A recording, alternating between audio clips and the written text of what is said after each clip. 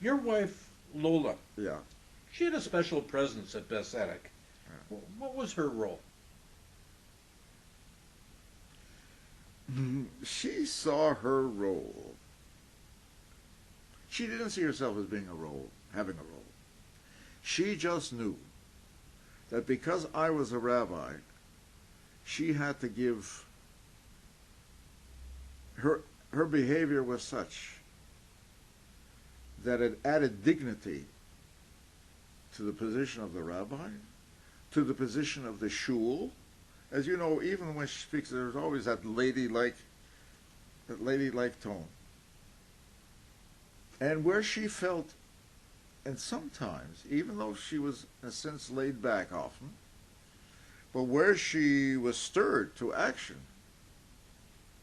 she was. When I first came in,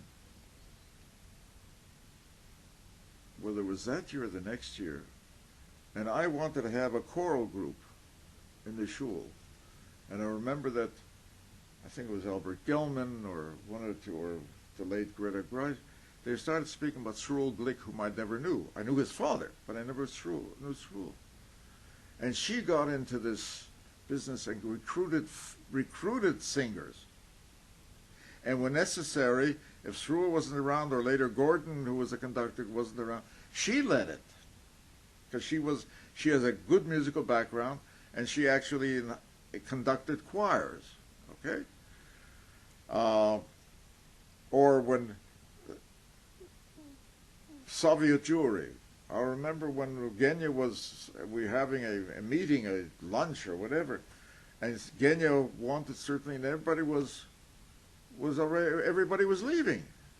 The meeting was dissolved. And nobody did anything. And she ran up to the microphone and said, "Wait a minute.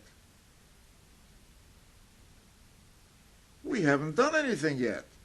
And we have to do this, and we have to do that, and let's start." It's.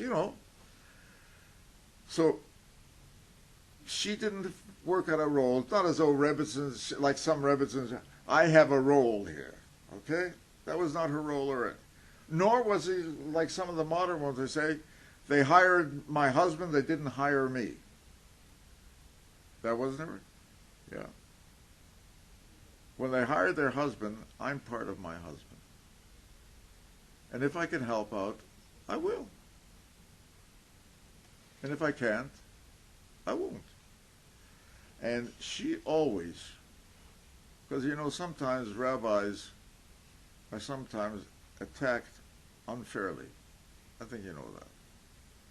She stayed out of the business. But if it confronted her directly, then she made her position clear.